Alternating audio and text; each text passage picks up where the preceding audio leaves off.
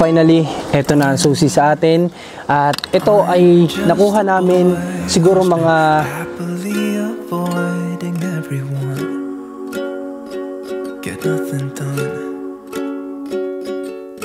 and nobody else in this room makes any sense. Wow! I have a new! I don't know what to do. Whoa, you buy that? Yeah! Yay, I'm happy! I don't mind if we just stay here,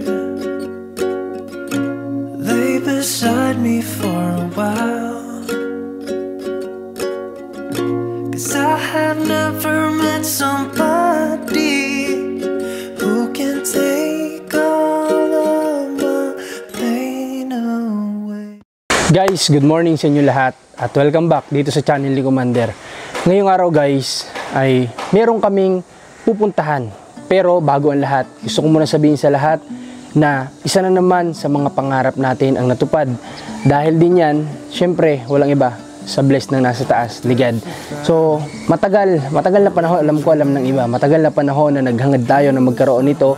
At maalala ko, last year, nagpaalam ako buwan ng Oktobre kay Commander. Nasabi ko, tingin ko ay ready na ako para matupad yung isa sa mga pangarap natin, yung isa sa mga dream natin. At nung time na yon ay nasa Bicol pa kami.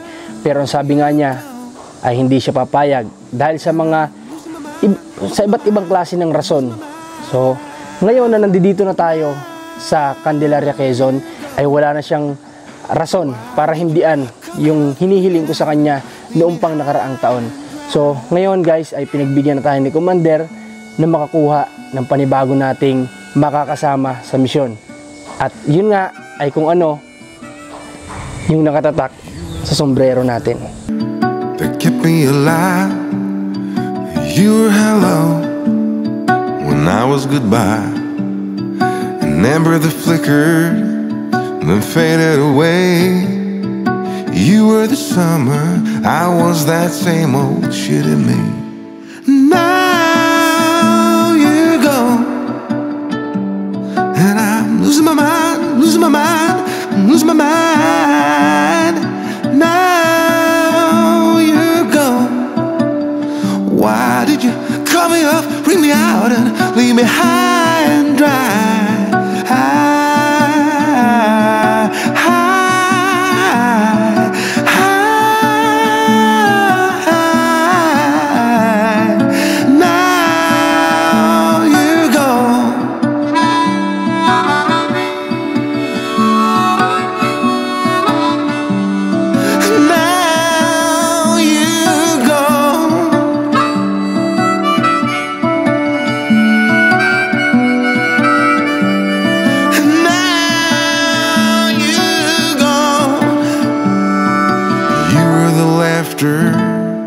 That kept me alive. So guys, finally, eto na ang susi sa atin.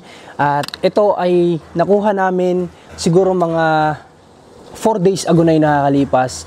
At sa totoo lang, may vlog dapat kami dito nung kinuha namin to. Itong unit na to. Sa totoo lang, nung nagpunta kami ng Ford Laguna ay ito ay ano pa, kumbaga nag-waiting pa kami kasi kinuha pa tong unit bago dinala sa Laguna, tapos saka namin siya kinuha. So may vlog talaga kami doon. Napakarami naming vlog kasi nga sa hindi inaasahan na pagkakataon ay na-delete lahat ng vlog namin, kaya walang natira. Pero may mga kuha pa din naman kami sa ibang camera namin na pwede ko maipakita sa inyo nung time na pumunta kami at nag-test drive kami ng ganito. So yun, una nagpapasalamat ako sa taas, pangalawa syempre kay Commander dahil sa tinagal-tagal ko sa kanya nga na nagpapaalam na kumuha ng ganito ay ngayon lang niya ako pinayagan. Dahil nga rin siguro na nandito na kami sa Candelaria at ang unang rason ay yung kasa. Gusto kasi namin ay well-maintained ng kasa, hindi yung parang kung saan-saan lang, kasi nga mas lalong lumalala minsan sa paiba-ibang tao yung mahawak ng unit.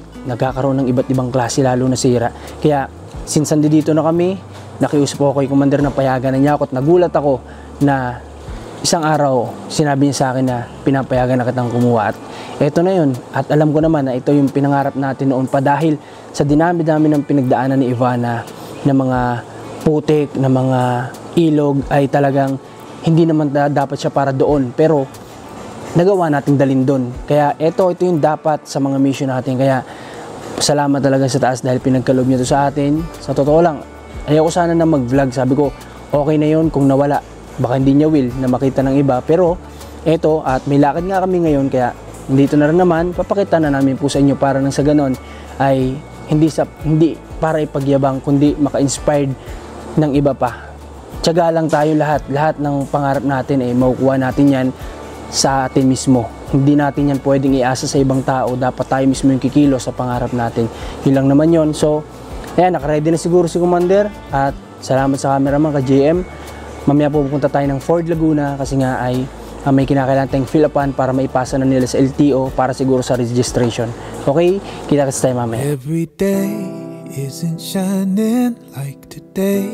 Beauty rising, I can say I have seen mountain highs and some valleys. Yeah, I've shouldered some baggage, felt the weight of some burdens, carried shame, cried in pain, took the lies and put them on me. I will leave it at the altar, God. I leave it at the altar, God. I leave it at the altar, God. I will give you everything I've got.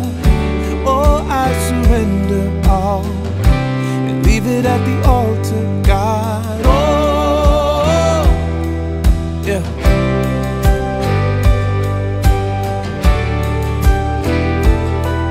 Oh,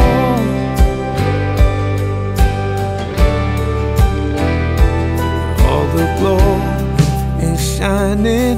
Are the visions that I've seen and I've held on so tight. Turned out they were holding on me, on my skin, digging deeper. All I saw in the mirror, I had to learn all out. Teka lang, oo nga pala, bago ako pumasok ng pintuan na to ay papakita ko muna sa inyo yung mga natirang clips nung unang pagpunta namin dito. Kaya ako lang din ito gustong kunin, unang-una para sa pamilya ko at pangalawa sa mission natin. Ito yung kailangan talaga. Matagal ng panahon ko itong pinangarap guys. Kailangan ko nagkaroon ng lakas ng loob para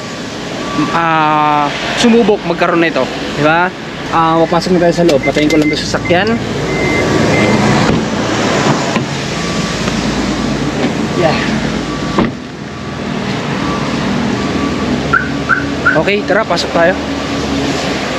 At mamaya papakita ko sa inyo yung gustong-gusto namin talaga ni Commander. At dito nga ay pinaliwanag sa amin na ito palang unit na gusto naming nasa likuran ko ay 4x2 lamang. So guys, gusto yata gustong-gusto na ni Marcos itong sasakyan. Gusto mo? Ayaw, hindi pa. You want to come in? Wow. You want to try? No, baka ma-alarm. Baka daw mag-alarm. So dito sa likod niya napakaluwag. At alam nyo, matagal ko nang pinapanood yung mga reviews nito, which is naka Ford ka na. Tapos ano pa, kumbaga naka 4x4 ka na. Kasi yan yung problema namin talaga ever since kay Ivana ay 4x2 lang kasi siya. Kaya kapag alam niyo yun, ang dami na namin na experience ni Rans, ni Commander na dumating kami. Ayun, pasok kayo sa bahay ko. Ganda. Nandiyan sila. Malawak dito. Anak! Gusto din daw ni Cairo Cairo, dito. gusto mo dito, anak? Naku, swerte naman ni Cairo pag tayo na-aprobahan dito. Ito na ang aabutan niya. So, ito na anong pangalan nito kung sakali. Inuunahan na natin Pag muna pala natin pangunahan, baka mamaya hindi naman tayo approve, di ba? Pero siguro ito na si Diego. Pangit. So, yun nga, sabi ko kinikwento ko sa nila yung mga sakripisyo natin sa 4x2, di ba? Kay Ivana na talagang nagtutulak kasi nga hindi makaahon sa mga putik lalo na, di ba? Tapos kapag sa itatawid sa mga ilog, ang baba niya. So which is ito pwede nating ipataasan, di ba? Para kahit saan man off-road, tubig, may itatawid natin siya. Ay, si Cairo. Tsaka suggest namin ni Cairo yun. Sabi namin, si Mami ang nagano nito, naghanap. Ranger, si Mami di ba? Oo. Si Mami ang nagano nito, na nakaisip na Ford daw. Siya nakakita nito unang-una. Tapos ni-review ko lang, pinanood ko. Nakita ko na yung sinasuggest niya, maganda nga. Diba? Oo. On. At hindi ko nga inaasahan ang mga oras na ito. Nabibigyan nila ako ng pagkakataon na matest drive ang unit na ito.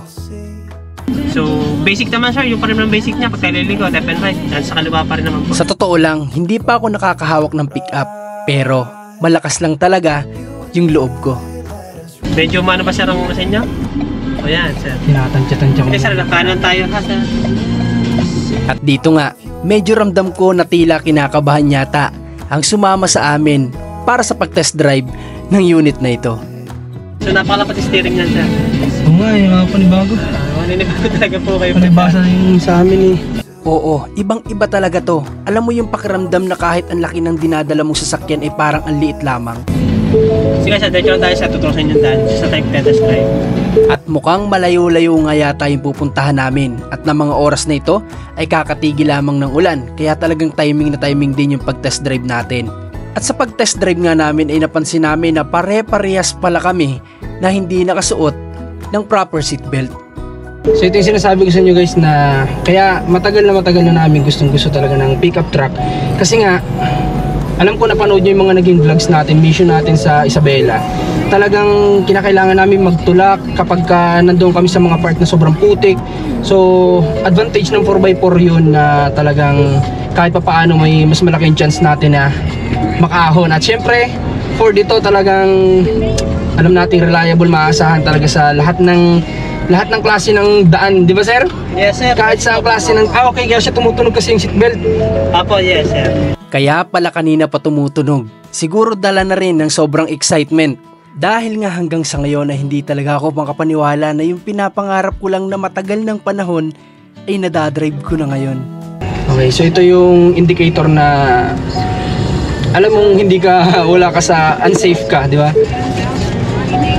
So sa pakiramdam ko dito sa unang gamit ko ay napaka-smooth, ang lakas. Di ba 4x2 pala itong trinayin natin sir? 4x2 lang yan sir. 4x2 to. So same, sabi nga ni sir, same ano naman lahat. Same suspension. Same lang naman. Ano bago lang yung 4x4 sa 2x2.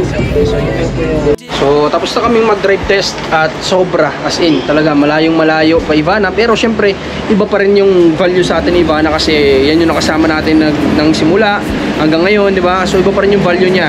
Kaya tara, pasok tayo sa loob. At ito na nga yung part na na-delete ang lahat ng video. Kaya't makalipas ang ilang araw ay bumalik kami.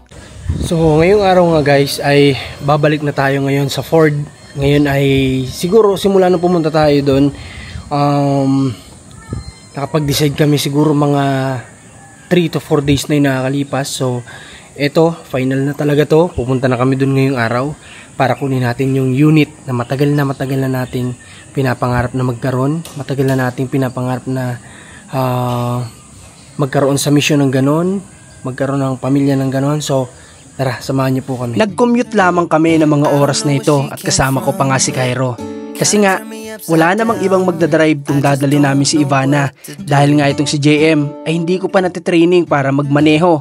Para nang sa ganon sa susunod na may mga lakad tayo na malayo, ay meron na akong kahalilihan.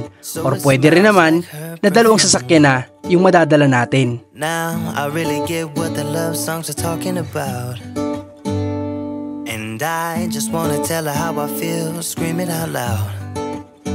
At makalipas lamang ang halos 1 oras na biyahe namin patungo ng Laguna, ay nakarating naman kami ng ligtas. So ayun nga guys, at nandito na kami ngayon at pinagmamasdan yung unit. Nandito nakakumot, nilalamig yata. So mamaya unwrap yan at this is it. Sabi ko nga ay ito na yung chance natin na binigay ni God para magkaroon tayo ng magagamit sa mga magiging mission natin. Kasi yung nga sabi ko, sa dinami-dami ng pinagdaanan natin sa mga mission na alam mo yun, na mga putikan na talagang halos hindi makaahon yung sasakyan natin, sa mga hakutan na halos hirap yung sasakyan natin. So ito siguro deserve naman natin na magkaroon nito, at unang-una syempre para sa pamilya, para sa safety, di ba? Tsaka yung komportableng biyahe, kasi alam niyo naman umuwi tayo ng Isabela, ganyan. So tingin ko deserve naman namin to.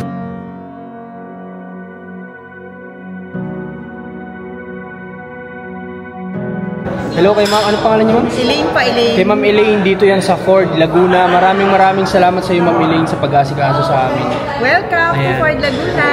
Ma'am, if ever man may mga viewers kami dito sa around Laguna, Quezon, gustong kayong kontakin, saan kayo nila makukontak? Yes, you can call me at 0915-440-3216 and you can visit my page at Ford Laguna Official.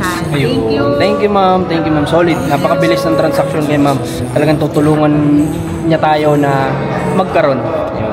Salamat, ma'am. At heto na nga, nang may uwi namin, ang pangarap naming matagal na, ay sinabi ko kay JM na tawagin niya si Marcos Liit kasi nga alam ko na hindi niya pa alam na may iuuwi na namin ang unit na ito ngayong araw. Gusto ko makita ang kanyang reaksyon. Yan. Hila, dali. Hila. Hello? Ayun na. Tapos na ako nag-school na, guys. Tapos ka na? Opo. Guys, ano yun guys? Hold on, dali. Hello, Where's your guys. sleeper? Sa sleeper mo. Wala. Ayun. Ayun, bip-bip-bip. Sino yan? Slipper? Opo, sa sleeper mo, dali. Kunin mo, dali. Doon mo, yun o. Yung white na sleeper mo dali. Ano po niya? Yun. Ano Oh. po niya? Tinatawag kang daddy mo. Dali. Ah! Lang! Kamunta na po. Sino nasa ko? Yun o. Sino sumisilip dun o? Ha? Ayun o. Dito, dali. Yun o. Sino yun? Wow! I almost knew! Oh, you buy that? Yeah! Yay! I'm happy! Parang hindi ka naman nakapit.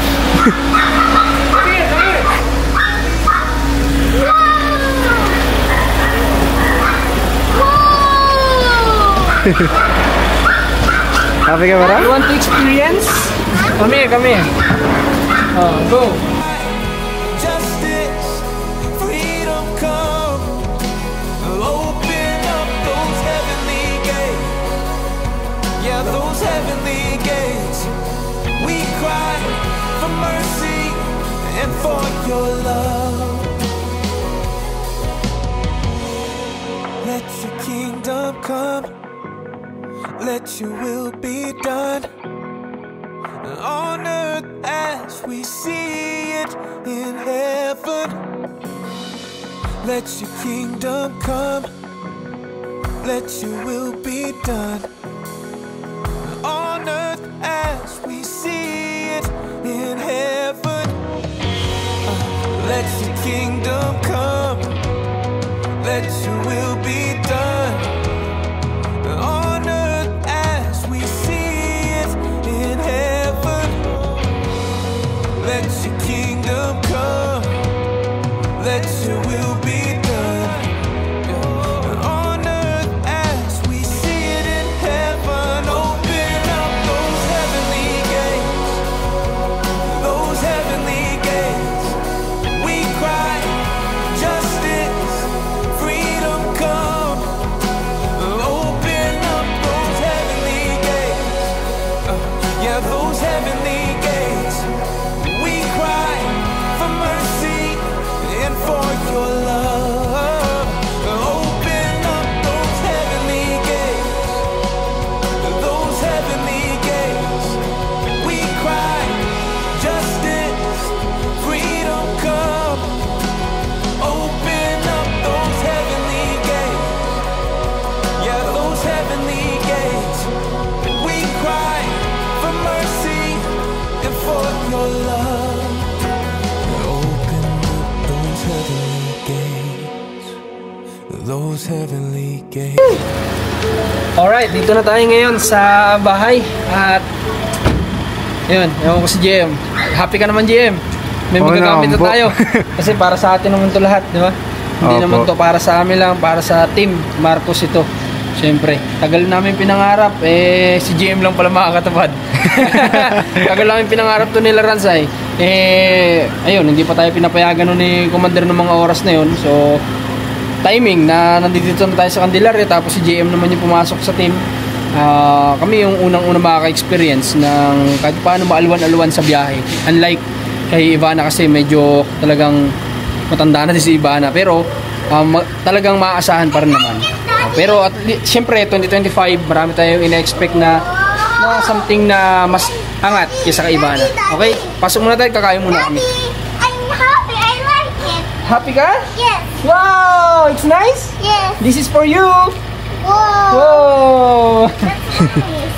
At ayun na nga, matapos ang araw na ito, ay muli na nating ipagpapatuloy ang present na pangyayari.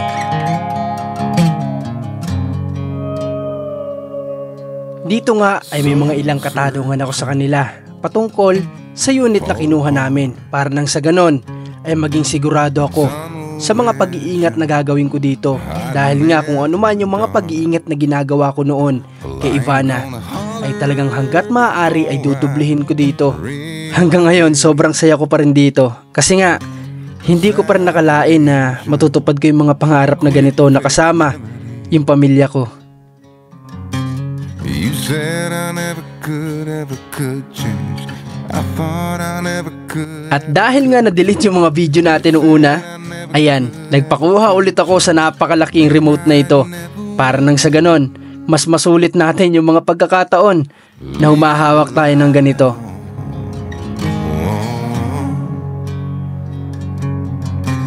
Leave the light on. At alam nyo ba, nung pangalawang pagpunta namin dito, ay talagang tuwang-tuwa ang mga tao dito kay Cairo. Halos sila na nga talaga yata yung nag-alaga ng mga oras na yun habang nag-aasikaso kami ng mga papers.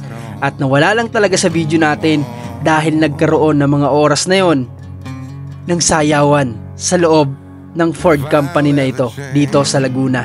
Napaka-solid talaga ng pagtanggap nila sa kanilang mga customer.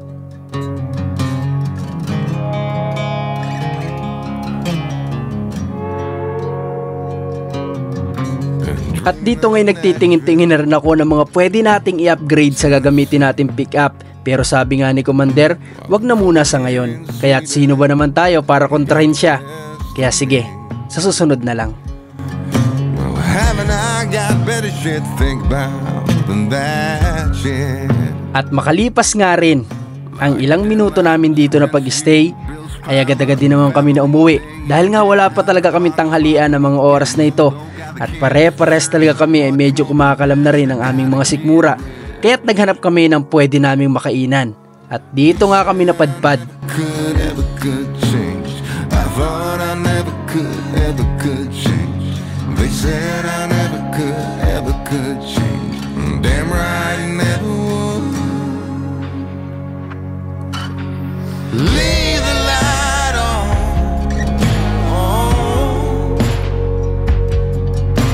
Leave the light on.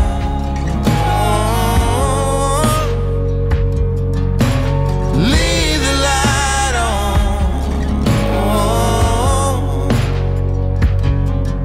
Just leave the light on.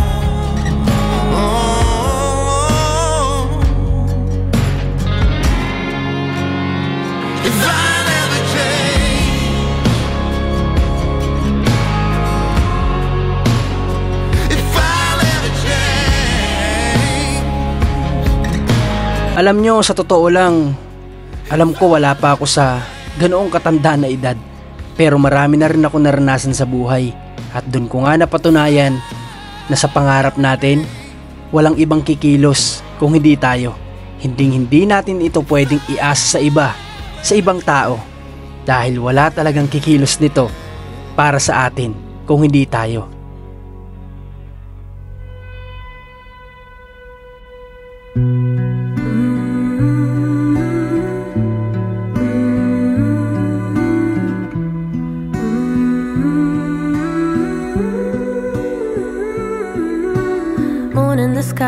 Kaya mahal naming viewers o aming mga kapatid, huwag nyo sanang isipan ng masama ang video na ito.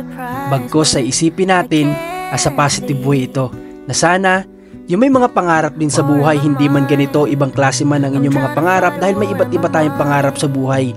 Sana maging inspirasyon ito sa inyo na hindi tayo pwedeng tamarin once na may pangarap tayo. When my fears are worse than ever,